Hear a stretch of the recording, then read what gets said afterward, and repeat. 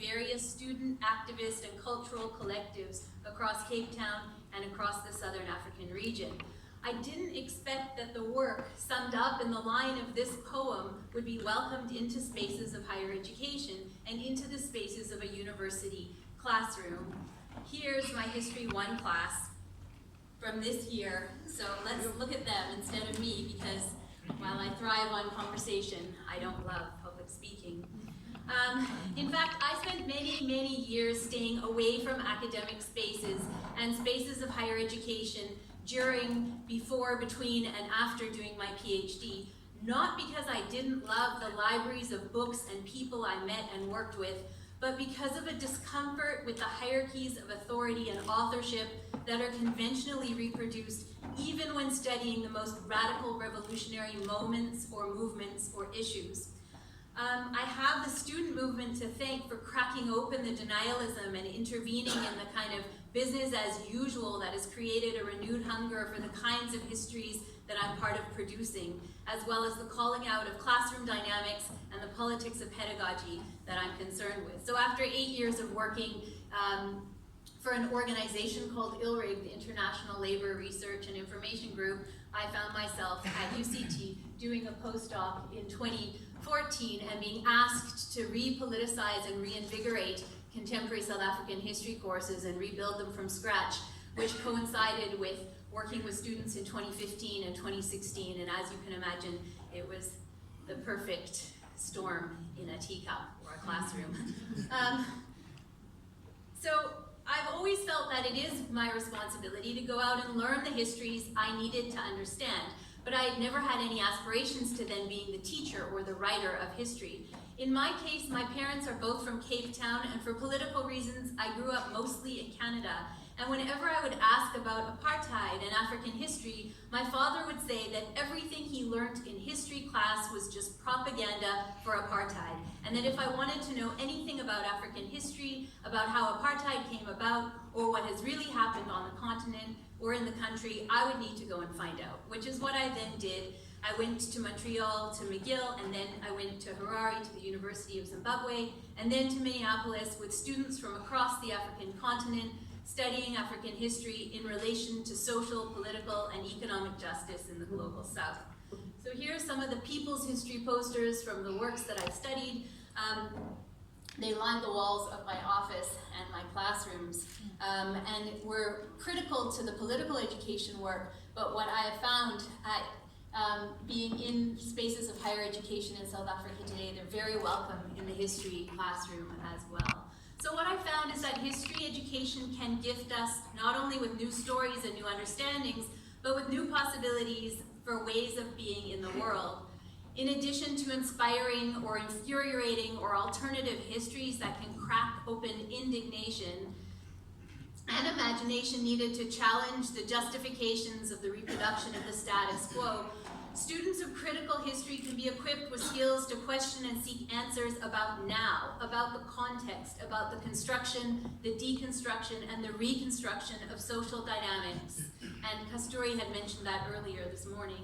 History explains the present and how the norms and binaries and status quo are produced and reproduced. And critical history can, and I think should, raise questions about the relationships between historical narratives and the distribution of resources in the present. But most of us don't have a very good experience with history education, which is often framed as far away and objective, handed down a list of dates, maybe some famous people to memorize. Am I right? How many people here took history as a school subject and liked it? Excellent. Mostly I find that people say that the history that they learned in school bears little resemblance to the history that they learn in the spaces that I'm in. So, how do you teach about power dynamics without reproducing those dynamics?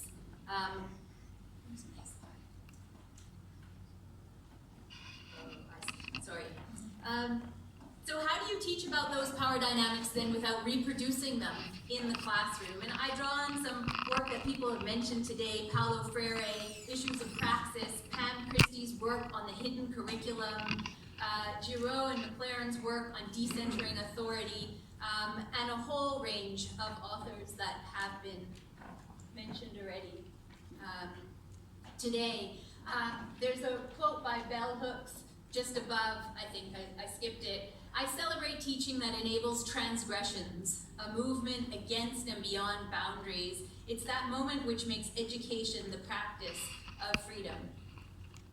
So here's a stack of books, but there's many other guiding stars as far as history education that I turned to look at when I was looking at the scholarship of teaching and learning for the portfolio process, coming in thinking I had never read anything on pedagogy, but it actually wasn't true. It's what I read all the time.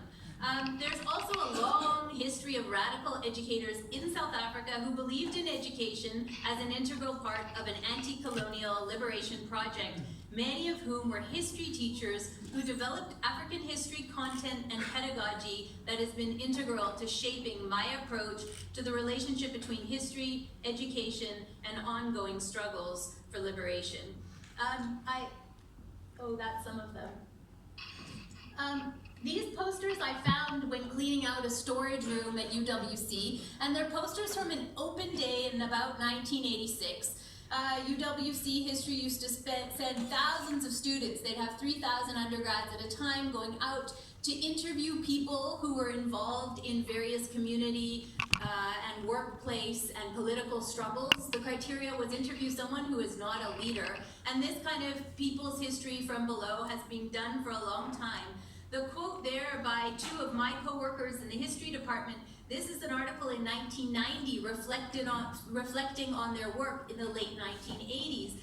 African history students engage in an oral history project which seeks to push back the boundaries of education beyond the narrow parameters of the classroom.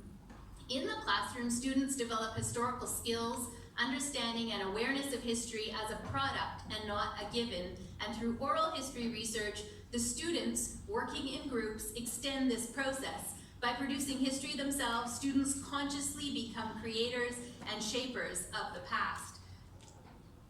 So for me, radical pedagogy means not just adding very much needed new content to the curriculum, but finding new forms of knowledge production that challenge the power dynamics between the problematic and historically produced dichotomies of the past versus the present, the teacher versus the student, the activist versus the academic, the classroom versus the world, and the past versus the future. And I expand on all of these in the link to the portfolio.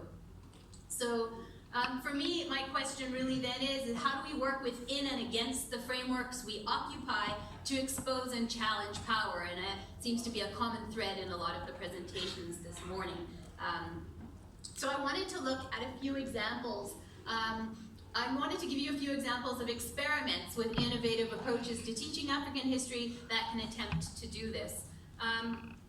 The first is about the development and use of new materials. So I teach a course called African History Through Comic Books, History for What and for Whom. There's some of the comic books. These are non-fiction. They're not novels. They're all based on historical research and quote-unquote facts.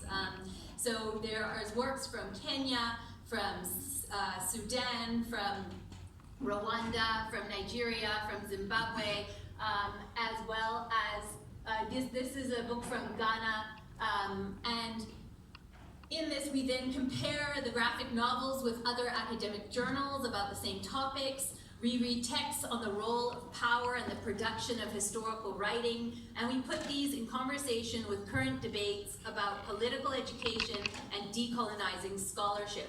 In the final research paper, students can choose to focus on comparative approaches to a particular history. They can engage in debates on representation, on creative approaches to academic work, on politics, on narrative formats, or they may design their own comic book.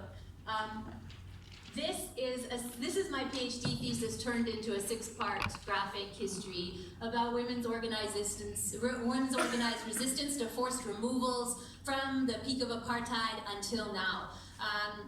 It's based on over 60 life narratives, and the illustrators, I worked collaboratively with local political cartoonists, the Trontrol brothers from Bishop Levy's in Cape Town, and I spent about 5 years after doing the PhD presenting the work in various formats to housing activists struggling for urban land today, and then pulled out the most important issues then to highlight in the series. So here's some images. There's archival photos that come from the Mayeguye archives. There's an oral history, and a lot of those stories were then drawn. So when women who were involved in those movements read the comic books, it's like a retroactive photo album. They're like, I remember that day, although often there was never a picture, and if there was, it had been destroyed from that day. So here's some of the images in it. Those tents there are Kailicha, for anyone who knows Cape Town. It's not somewhere people wanted to go. In the 1980s, when it was built, it stood empty like that for many months until the burnout of Crossroads, where 70,000 people were displaced in 1986. The activism around the Crossroads campaign and issues of allianceship and forms of organized resistance is central to the thesis. And issues in Crossroads have not been resolved, similar to almost any other issue that we face today. Okay, I'm running out of time, so this is a student who then wrote a comic book, and you can read about it. We've done a conversation that will be published online soon between her and I. I've also developed a game on African history bingo. So everyone in the classroom, you've seen the size of my classroom, can get these cards and become an expert in a particular issue, and has to then go around the room trying to find out the answer to other questions on the card. You know the game bingo. So these are some images from playing bingo. I was going to give you an example of one of the sheets, but around migrant labor histories, but I'm going to skip that. I do the same thing with art students, so it's their first time to have any history content, and we look at radical moments across the continent. This is a poem then written about Festac, a festival of 16,000 Pan-Africanist artists from across the world that came together in Nigeria in the 70s. Up top is a life map of Miriam Makeba's journey. The other thing is creating timelines. This one is a history of education in South Africa. Below the red line is conservative moves in education, and above is radical moves. It goes all the way until 2023, so there's space on the map for people to imagine what next, as well as to add. I did the same thing in Salt River with the Salt River Heritage Committee, creating a 500-year timeline that community members could then add to. I'm going to skip this. Oh, this is an example of digital stories in a course on comparative slave rebellions in the Cape and the Caribbean. So we mapped the life history of C.L.R. James, the author of Black Jacobins, and we asked why in 1938 was he writing a book about the 1790s. Students then get in groups and create digital stories. You can see all of these titles are some of the topics that they've chosen, so they have to learn the technology, write a 350-word narrative, record it, find photographs. The photographs have to be historically accurate. This is difficult because the camera was invented in 1840, which was after slavery was legally abolished in South Africa, but not in the US. So you find a lot of photos. If you Google photos of slavery, aside from other reasons of why the US stuff dominates the internet, it's because of where do you find images. So we kind of historicize the representation. This is a similar project taking students on a youth exchange to Namibia. And I am not going to explain this project because I've run out of time, but basically everybody gets a piece of the history on a page and adds it to these maps.